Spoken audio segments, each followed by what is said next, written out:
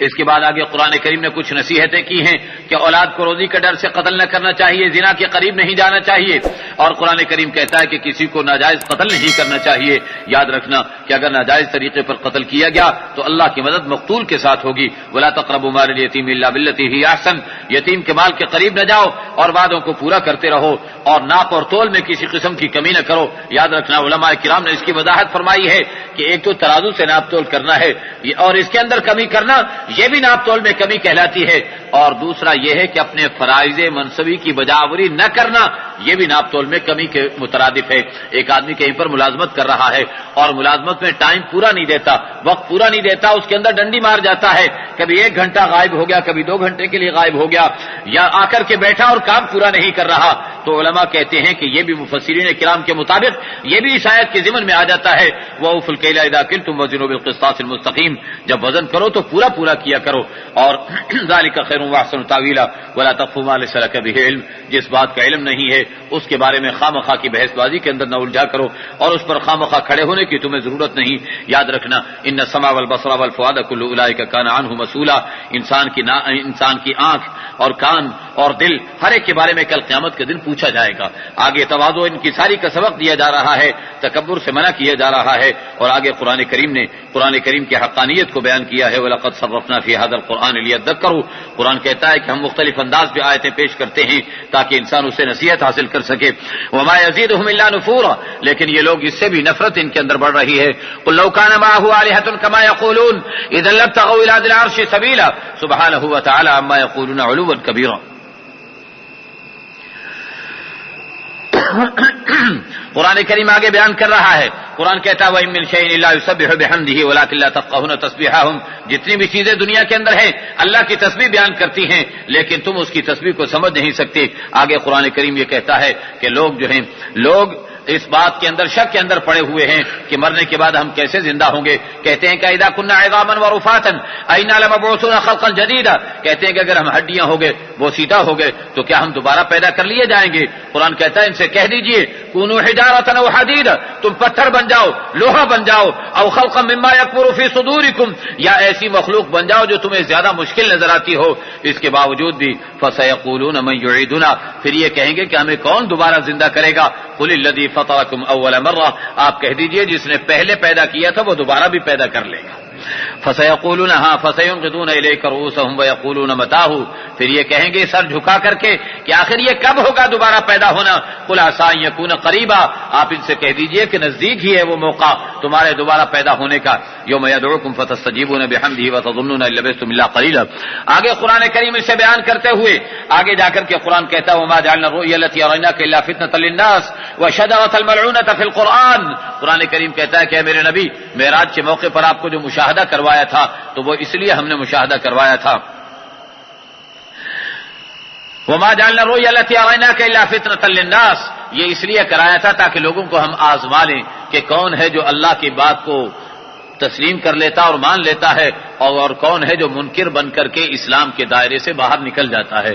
گویا ایمان والوں کے ایمان کو پرکھا جا رہا تھا اور بے ایمانوں کو مسلمانوں کی صفوں سے نکالنے کے لیے یہ معاملہ کرایا گیا تھا۔ اس کے بعد آدم علیہ السلام کی تخلیق کا تذکرہ کیا جا رہا ہے جس میں ایک طرف متواضع انسان کا تذکرہ اور دوسری طرف تکبر اور تجبر کرنے والے شیطان کا تذکرہ ہے۔ گویا ایک طرف انسانیت کی تواضع ان کی ساری بیان کی گئی ہے تو دوسری طرف شیطانیت کا تکبر اور اس کی اکڑ اور ہٹ دھرمی کو بیان کیا گیا ہے۔ اللہ رب العزت شیطان کے طریقوں کو چھوڑ کر آدم علیہ السلام کے طرز پر ہمیں چلنے والا بنا دے۔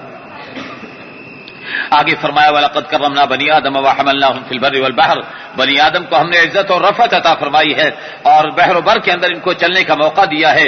وَرَزَقْنَاهُم مِّنَ الطَّيِّبَاتِ، اور پاکیزہ نعمتیں انہیں عطا فرمائی ہے۔ وَفَضَّلْنَاهُمْ عَلَىٰ كَثِيرٍ مِّمَّنْ خَلَقْنَا تَفْضِيلًا، اور ہم نے انہیں بڑی فضیلت عطا فرمائی ہے۔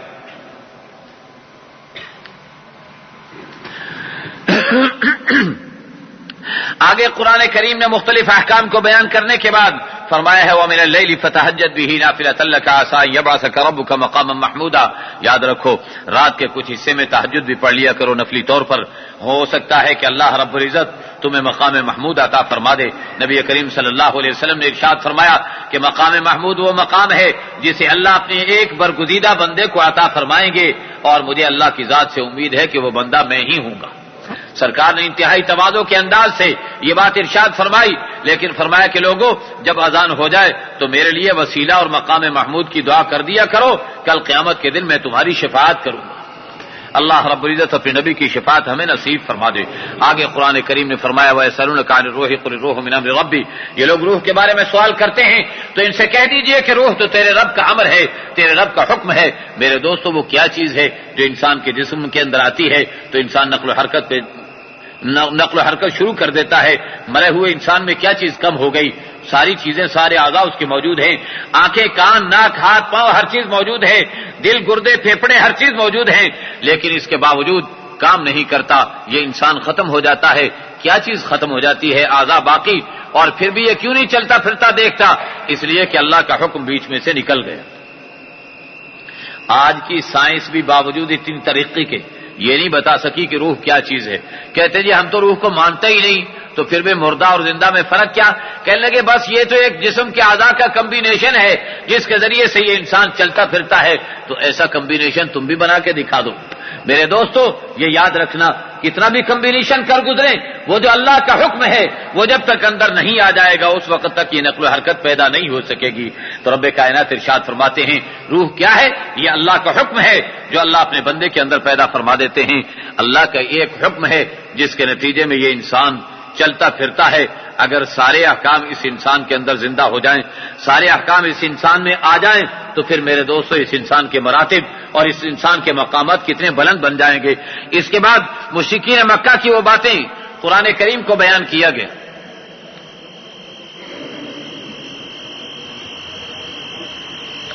اور یہ بتایا قرآن کریم کے بارے میں کہ دنیا والوں لئن اجتمعت الانس والجن علی ان یاتوا بمثل هذا القرآن لا یاتون بمثله، اگر انسان اور جنات سارے اکٹھے ہو کر بھی اس قرآن جیسی کتاب بنانے کی کوشش کریں گے تو یاد رکھنا لا یاتون بمثله، اس جیسا قرآن نہیں لا سکیں گے۔ ولو کان بعضهم لبعض ظہیرا، اگرچہ یہ ایک دوسرے کے ساتھ تعاون اور مدد بھی کرنے لگ جائیں۔ ولقد صرفنا للناس في هذا القرآن من كل مثل، لوگوں کے لیے ہم نے اس قرآن کے اندر ہر قسم کی مثالیں بھر دی ہیں۔ فابى اکثر الناس الا کفورا، لیکن اس کے باوجود بھی اکثر لوگ انکار کر رہے ہیں۔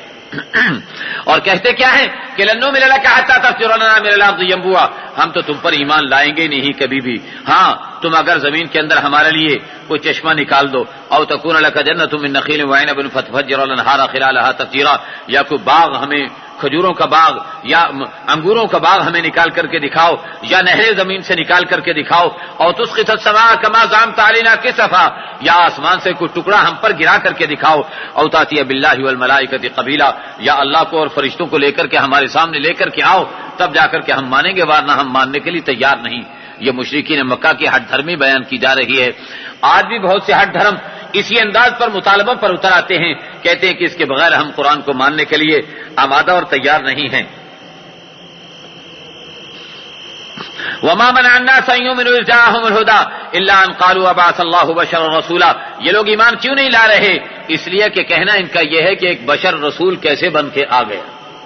انہیں بھی اس بات میں اچنبھا تھا کہ بشر رسول کیسے بن گیا۔ آج بھی بعض مشرکین کو یہ اچنبھا ہے کہ رسول بشر نہیں ہو سکتا۔ اس دور میں ان کو اچنبھا یہ تھا کہ بشر رسول نہیں ہو سکتا۔ بات ایک ہی دونوں کی، ان کا کہنا کیا تھا کہ بشر رسول نہیں ہو سکتا، اور آج کے مشرکین کا کیا کہنا ہے کہ رسول بشر نہیں ہو سکتا۔ بات دونوں کی ایک ہے۔ فتشابہت کلتاہما نجلاء، قرآن کہتا ہے فتشابہت قلوبہم، ان کے دل آپس میں ملے جلے اور ایک جیسی باتیں کر رہے ہیں۔ قل لو کان فی الارض ملائکۃ یمشون مطمئنین لنزلنا علیہم من السماء ملکا رسولا، آپ ان سے کہہ دیجئے کہ اگر اس زمین پر فرشتے رہتے تو ہم فرشتے کو رسول بنا کے بھیجتے۔ اب تو چونکہ بشر رہ رہے ہیں اس لیے رسول بھی بشر ہی بنایا جائے گا۔ قل کفی باللہ شہیدا بینی وبینکم، آپ ان سے کہہ دیجئے کہ ہمارے تمہارے درمیان میں اللہ کی گواہی کافی ہے۔ انہ کان بعبادہ خبیرا بصیرا، اللہ رب العزت اپنے بندوں کے لیے واقف ہونے کے اعتبار سے اور دیکھنے کے اعتبار سے کافی ہیں۔ ومن یہد اللہ فہو المہتد، ہدایت اللہ ہی دینے والے ہیں۔ ومن یضلل فلن تجد لهم اولیاء من دونہ، جسے اللہ گمراہ قرار دے دیں تو اس کا کوئی والی وارث نہیں ہو سکتا اور اسے گمراہی سے کوئی نکال نہیں سکتا۔ آگے قرآن کریم نے ان ساری باتوں کو بیان کرنے کے بعد کچھ تھوڑا سا حضرت موسیٰ علیہ السلام کا واقعہ اور ان کی نشانیوں کا تذکرہ، اور پھر آگے قرآن کریم نے فرمایا ہے وَقُرْآنًا فَرَقْنَاهُ لِتَقْرَأَهُ عَلَى النَّاسِ عَلَى مُكْثٍ وَنَزَّلْنَاهُ تَنزِيلًا۔ قرآن کریم کو ہم نے تھوڑا تھوڑا کر کے اتارا ہے میرے نبی، تھوڑا تھوڑا کر کے اس لیے اتارا ہے تاکہ آپ کے دل کو تسلی اور تشفی ہو اور دنیا والوں کے لیے عمل کرنا آسان ہو جائے۔ تھوڑا تھوڑا آتا چلا جائے گا، انسان اس پر عمل کرتا چلا جائے گا، اس بنا پر ہم نے اس انداز پر اتارا ہے۔ باقی رہا قل آمنوا بہ او لا تؤمنوا، آپ ان سے کہہ دیجئے کہ تم ایمان لاؤ یا نہ لاؤ۔ یاد رکھنا جن لوگوں کو اس سے پہلے علم دیا گیا تھا، جب ان پر قرآن پڑھا جاتا تھا تو وہ لوگ سجدے کے بل زمین پر گر جایا کرتے تھے اللہ کے سامنے، اور کیا کہا کرتے تھے کہ سبحان ربنا، ہاں پاک ہے ہمارا رب، اور ہمارے رب کا وعدہ جو ہے وہ ہو کر کے رہے گا۔ اور وہ لوگ تھوڑیوں کے بر زمین پر گر جاتے اور روتے، اور ان کے خشوع و خضوع کے اندر قرآن اضافہ کر دیا کرتا تھا۔ یہ سجدے کی آیت ہے جس کو میں نے ترجمہ کر دیا ہے۔ آیت سجدہ کا ترجمہ کرنے سے سجدہ واجب نہیں ہوتا، آیت سجدہ کو پڑھنے سے سجدہ واجب ہوتا ہے۔ قل ادعوا اللہ او ادعوا الرحمن ایما تدعوا فلہ الاسماء الحسنى، آپ ان سے کہہ دیجئے کہ چاہے اللہ کو پکارو چاہے رحمان کو پکارو، بات تو ایک ہی ہے، ایما تدعوا فلہ الاسماء الحسنى، جو بھی نام لے کر کے پکارو گے سارے اچھے نام اس اللہ کے لیے ہیں۔ تو اللہ کے جو اچھے نام ہیں اسماء حسنہ ہے، 99 نام ہیں، ان میں سے کوئی بھی نام لے کر کے اللہ کو پکارو، اللہ جواب دینے والے ہیں۔ ولا تجہر بصلاتک ولا تخافت بها وابتغ بین ذلک سبیلا، یاد رکھنا اللہ کو پکارنے میں نہ چلانے کی ضرورت ہے نہ آہستہ آہستہ، بلکہ درمیانہ راستہ اختیار کرو۔ وقل الحمد للہ الذی لم یتخذ ولدا ولم یکن له شریک فی الملک ولم یکن له ولی من الذل وکبرہ تکبیرا، آپ ان سے کہہ دیجئے ساری تعریفیں اس اللہ کے لیے جس کی کوئی اولاد نہیں، جس کا کوئی لڑکا نہیں، جس کا کوئی شریک نہیں، ولم یکن له ولی من الذل، اور نہ ہی اس کا کوئی ولی ہے، نہ ہی اس کا کوئی سرپرست ہے، نہ ہی اسے کوئی وکبرہ تکبیرا، اور پھر اس اللہ کی بڑائی بیان کرو، اس اللہ کی تکبیر بیان کرو۔ آگے سورہ کہف شروع ہو رہی ہے، الحمدللہ الذی انزل علی عبدہ الکتاب۔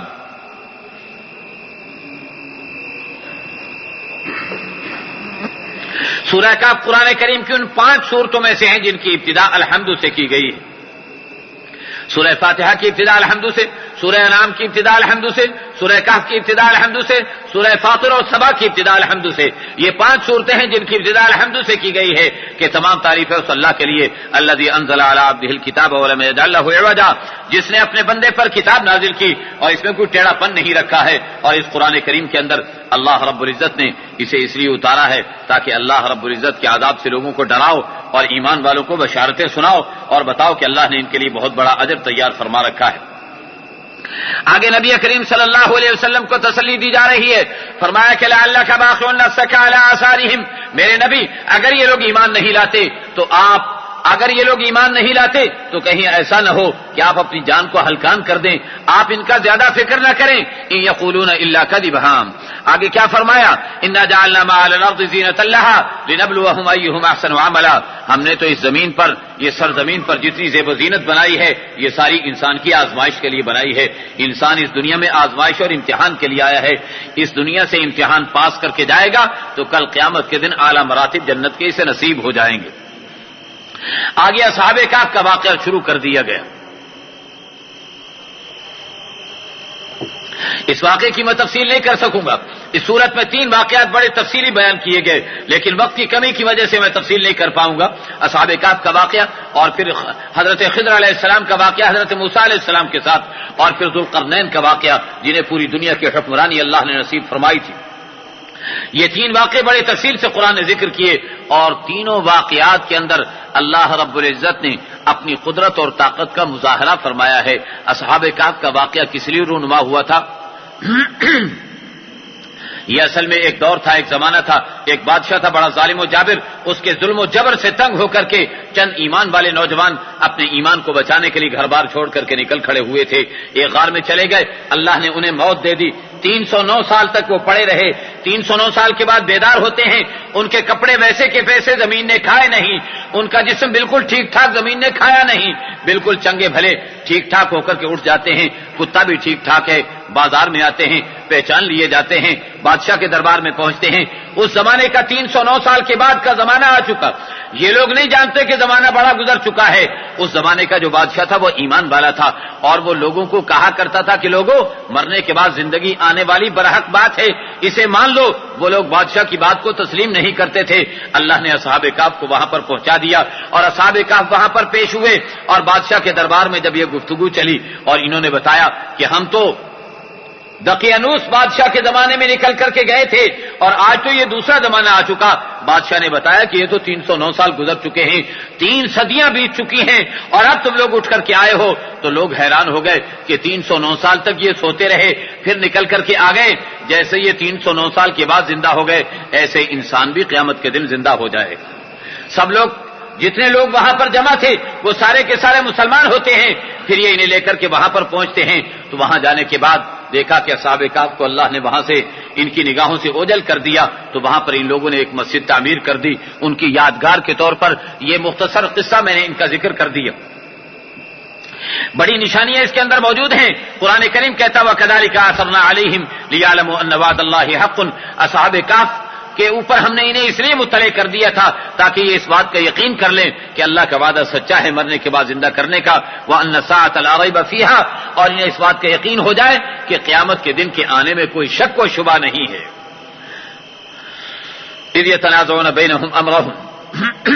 آگے اس کے بعد قرآن کریم نے جنت اور جہنم کا کچھ تذکرہ کرنے سے پہلے کیا فرمایا ہے وَاتْلُ مَا أُوحِيَ إِلَيْكَ مِنْ کِتَابِ رَبِّكَ لَا مُبَدِّلَ لِکَلِمَاتِهِ. قرآن انہیں پڑھ کر کے سنائیے, اللہ کے کلمات میں کوئی تبدیلی نہیں آئے گی. اور یاد رکھنا وَاصْبِرْ نَفْسَكَ مَعَ الَّذِينَ يَدْعُونَ رَبَّهُم بِالْغَدَاةِ وَالْعَشِيِّ يُرِيدُونَ وَجْهَهُ وَلَا تَعْدُ عَيْنَاكَ عَنْهُمْ. یہ جو بیچارے کمزور قسم کے غریب قسم کے لوگ ہیں اللہ کو یاد کرتے ہیں اللہ کا تذکرہ کرتے ہیں. وَاصْبِرْ نَفْسَكَ, میرے نبی آپ بھی ان کے ساتھ رہا کیجیے. سرکار تشریف لائے, کچھ ایمان والے مسجد میں بیٹھے ہوئے اللہ اللہ کر رہے تھے. اللہ کے نبی تشریف لے آئے, پوچھا کیوں بیٹھے ہوئے ہو؟ کہنے لگے کہ اللہ کا ذکر کر رہے ہیں اور باہمی طور پر ہم آپس میں مذاکرہ کر رہے ہیں. تو اللہ کے نبی بیٹھ گئے. فرمایا کہ میں نے کسی تہمت کے طور پر نہیں پوچھا تھا, مجھے ابھی ابھی اللہ نے کہا ہے کہ ان لوگوں کے ساتھ جا کر کے بیٹھو جو اللہ کو یاد کر رہے ہیں. تو اللہ نے آپ لوگوں کے ساتھ بیٹھنے کا مجھے حکم دیا ہے. تو میرے دوستو جہاں کہیں اللہ کا تذکرہ ہو رہا ہو تو تھوڑی دیر کے لیے بیٹھ جایا کرو. یہ بیٹھنا ہی کل قیامت کے دن ہماری نجات کا باعث بن سکتا ہے. وَاصْبِرْ نَفْسَكَ مَعَ الَّذِينَ يَدْعُونَ رَبَّهُم بِالْغَدَاةِ وَالْعَشِيِّ يُرِيدُونَ وَجْهَهُ وَلَا تَعْدُ عَيْنَاكَ عَنْهُمْ. یاد رکھنا ان سے اپنی آنکھوں کو آگے نہ بڑھانا بلکہ ان کے ساتھ شامل حال رہنا. آگے قرآن کریم نے 2 مثالیں دی ہیں. ایک مثال تو باغات والوں کی مثال دی ہے جس میں باغ کا مالک جو ہے وہ اللہ پر تکبر اور تجبر دکھاتا ہے اور ساری کمائی کو اپنے نام پر لگانے کی کوشش کرتا ہے. دوسرا غریب و مسکین ہے, اس کے پاس کچھ نہیں لیکن اللہ کی وحدانیت کا قائل ہے. اللہ کا عذاب آتا ہے, اس کے باغات تباہ و برباد ہو جاتے ہیں, اس کے کسی کام نہیں آ سکتے. تو یہ ایمان والا کہتا ہے کہ دیکھو میں نے تو اللہ کو تسلیم کیا تھا, تو نے اللہ کا انکار کیا تو اللہ نے تیرے باغات کو تباہ و برباد کر دیا. اللہ نے یہ مثال دے کر کے سمجھا دیا کہ دنیا والوں جو نعمت تمہیں ملی ہے یہ بھی اللہ نے دی ہے. اللہ جب چاہیں یہ نعمت تم سے چھین بھی سکتے ہیں. پھر اس کے بعد اللہ نے دنیا کی زندگی کی مثال دی ہے اور دنیا کی زندگی کی مثال دے کر کے فرمایا ہے وَاضْرِبْ لَهُم مَثَلَ الْحَيَاةِ الدُّنْيَا كَمَاءٍ أَنزَلْنَاهُ مِنَ السَّمَاءِ. انہیں دنیا کی زندگی کی مثال دے کے بتا دو کہ آسمان سے پانی برسا, کھیتی اگ کر کے کھڑی ہو گئی, تیار ہو گئی, پکنے کے بعد اسے کیا نام ہوتا ہے, اس کے بعد جب وہ پک جاتی ہے کھیتی, ہاں جب پک جاتی ہے, پکنے کے بعد اچانک فَأَصْبَحَ حَشِيمًا تَذْرُوهُ الرِّيَاحُ, اچانک اللہ کا عذاب آتا ہے, وہ چورا چورا ہو جاتی ہے, ہواؤں سے اڑا کر کے لے جاتی ہے, جیسے اس کھیتی کا کوئی پتہ نہیں رہتا. ایسے ہی کل جب تم مرو گے تو تمہیں دنیا کی زندگی کا بھی کوئی پتہ نہیں رہے گا. میرے دوست اور محترم بزرگوں, یہ مختصر سی زندگی, اس مختصر سی زندگی کے اندر تم نے کرنا کیا ہے؟ والباقیات الصالحات خیر عند ربک ثوابا وخیر عملا. جو نیک اعمال کیے گئے ہوں گے یہی تیرے رب کے نزدیک ثواب کے اعتبار سے بھی بہتر اور امید کے اعتبار سے بھی بہتر ہوگے. آگے قیامت کے دن کا تذکرہ, پھر وہی آدم اور ابلیس کا تذکرہ. یہ بار بار اس لیے تذکرہ کرایا جاتا ہے آدم اور ابلیس کا, بتایا یہ جاتا ہے کہ انسان ابلیس تیرے باپ دادے کا دشمن رہا ہے. جو خاندانی دشمنی ہوتی ہے نا, جب خاندانی دشمنی میں انسان کبھی بھی خاندانی دشمنوں کو معاف نہیں کیا کرتا. قرآن کہتا ہے انسان تیرا خاندانی دشمن ابلیس ہے, لہذا یاد رکھنا اس ابلیس سے ہوشیار ہو کر کے رہنا. اس لیے بار بار قرآن کریم اس واقعے کا تذکرہ کرتا چلا جاتا ہے. آگے قرآن کریم نے کیا فرمایا ہے؟ قرآن کریم یہ کہتا ہے کہ لوگوں سنو, وَرَبُّكَ الْغَفُورُ ذُو الرَّحْمَةِ. تیرا رب بڑا معاف کرنے والا، تیرا رب بڑی رحمتوں والا ہے. لو یؤاخذهم بما كسبوا لعجل لهم العذاب، اگر اللہ ان کی بدعملی پر ان کو پکڑنے لگتے تو اللہ کا عذاب جلدی ہی آ جاتا. بل لهم موعد لن يجدوا من دونه موئلا، لیکن اللہ نے ان کے لیے وقت متعین کر رکھا ہے، اور یاد رکھنا اس مقررہ وقت سے بچ کر تم کہیں نہیں جا سکو گے. اس لیے اس مقررہ وقت کے آنے سے پہلے توبہ طائب ہو جاؤ تو اللہ معاف فرمانے والے ہیں. آگے موسیٰ اور خضر علیہ السلام کا واقعہ ذکر کیا گیا ہے.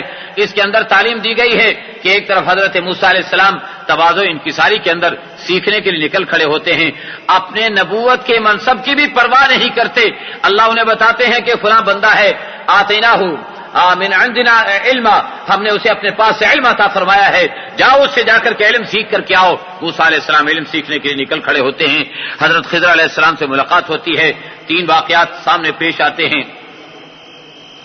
لمبا واقعہ ہے، میں اسے ذکر نہیں کر سکوں گا، اتنا ہے کہ 3 باتیں پیش آتی ہیں. تینوں باتوں کی وہ توجیہ حضرت خضر علیہ السلام کر دیتے ہیں. وہ 3 باتیں کیا ہیں؟ کشتی کو توڑ دیا، موسیٰ علیہ السلام نے اعتراض کیا، انہوں نے روکا کہ اعتراض نہ کرو. آگے بڑھے تو آگے جا کر کے کیا کیا؟ ایک بچہ تھا، اسے گردن مروڑ کر کے قتل کر دیا. آگے بڑھے پھر موسیٰ علیہ السلام کا اعتراض انہوں نے روکا. آگے بڑھے تو ایک بستی کے اندر پہنچے، بستی والوں سے کہا کہ مسافر نے کھانا دے دو، انہوں نے کھانا نہیں دیا. ایک دیوار گرنے والی تھی، خضر علیہ السلام نے اسے سیدھا کر کے بنا دیا. موسیٰ علیہ السلام نے پھر اعتراض کر دیا کہ دیکھو تم میرے پر بار بار اعتراض کر رہے ہو، حالانکہ پہلے ہمارا معاہدہ ہو گیا تھا کہ اعتراض نہیں کرو گے. توجہ سے میرے ساتھ سنتے مجھے دیکھتے رہو گے کہ میں کیا کر رہا ہوں. بصورت موسیٰ علیہ السلام نے کہا کہ میری برداشت سے باہر ہے، اس بنا پر اب تم اتنا ہی مجھے بتا دو کہ یہ کیا کچھ تھا. تو کہنے لگے کہ دیکھو پہلی کشتی کو جو میں نے توڑا تھا، وہ کشتی والوں نے ہم پر احسان کیا کہ ہمیں بٹھا لیا. آگے ایک بادشاہ تھا، وہ نئی کشتیاں چھینا کرتا تھا، میں نے ایک طرف سے پھٹا نکالا تاکہ وہ بادشاہ دیکھے کہ پرانی کشتی ہے، ان کو چھوڑ دے گا تو غریبوں کی کشتی بچ جائے گی. اور پھر اس کے بعد میں نے وہ جو بچے کو قتل کیا تو اللہ کے ہاں فیصلہ یہی تھا کہ یہ بچہ بڑا بن کر کے بدکار بننے والا تھا، میں نے اسے ہلاک کر دیا. اللہ کا فیصلہ یہ تھا کہ اس کے والدین کو اللہ اور اس کا بدلہ عطا فرمائیں گے. چنانچہ علماء فرماتے ہیں کہ اللہ رب العزت نے ان کے والدین کو اس بچے کے قتل ہونے والے بچے کے والدین کو ایک بچی عطا فرمائی. اس بچی کی اولاد میں کتنے انبیاء پیدا ہوئے. تو میرے دوست اور محترم بزرگوں، حضرت خضر علیہ السلام نے فرمایا کہ اللہ کا چونکہ فیصلہ تھا، مجھے حکم تھا، اس بنا پر میں نے اسے قتل کر دیا تھا. پھر وہ مسئلہ آتا ہے اس دیوار کا، تو دیوار کے بارے میں فرمایا حضرت موسیٰ علیہ السلام کو حضرت خضر علیہ السلام نے بتایا کہ اس دیوار کے نیچے خزانہ تھا یتیموں کا، ان کا باپ مر چکا تھا، خزانہ دیوار کے نیچے دبا گیا تھا اور لکھ کر کے رکھ گیا تھا کہ اس دیوار کے نیچے میرا خزانہ موجود ہے، اولاد بڑے ہو کر کے نکال لے گی. وہ دیوار گرنے والی تھی، اگر گر جاتی خزانہ نظر آ جاتا، بستی والے اٹھا کے لے جاتے، یتیموں کا نقصان ہو جاتا. میں نے یتیموں کے فائدے کی خاطر اس دیوار کو کھڑا کیا ہے. کیا فرمایا؟ ذالک تاویل ما لم تستطع علیہ صبرا، یہ ہے تعویل اور یہ ہے تعبیر ان ساری باتوں کی جس پر تو صبر نہیں کر سکا. آگے قرآن کریم نے حضرت ذوالقرنین کا واقعہ شروع کر دیا ہے، اور اس میں کیا تعلیم دی ہے؟ اقتدار والوں کو یہ تعلیم دی گئی ہے کہ جس طریقے پر ذوالقرنین کو پوری دنیا کی سربراہی دی گئی، پوری دنیا کی حکومت دی گئی، مشرق و مغرب میں ان کی حکمرانی تھی، لیکن اس کے باوجود انہوں نے اللہ کو فراموش نہیں کیا تھا. اللہ نے انہیں اتنی بڑی مغفرت عطا فرمائی تھی، اتنی بڑی حکمرانی عطا فرمائی تھی، پھر بھی وہ اللہ کے حکم کو توڑتے نہیں تھے. اے دنیا کے اقتدار والوں، تمہارے اندر اس میں اسوہ حسنہ موجود ہے کہ تم بھی ان کے طریقے پر چل کر کے راہ راست پر چلنے والے بن جاؤ. اللہ ہم سب کو صحیح عمل کرنے کی توفیق مرحمت فرما دے. واقعہ لمبا ہے، اس کی وضاحت میں نہیں کر سکوں گا. بہر صورت حضرت ذوالقرنین کا ایک بڑا کارنامہ یہ تھا کہ یاجوج ماجوج کے درمیان انہوں نے دیوار حائل کر دی تھی. یاجوج ماجوج وہ فتنہ پرور لوگ تھے جن کے ذریعے سے انسانوں کو نقصان پہنچتا تھا. تو اللہ رب العزت نے ان کو انسانیت کو ان کے ظلم و ستم سے بچانے کے لیے ذوالقرنین کے ذریعے سے تانبے کی دیوار کھڑی کروائی.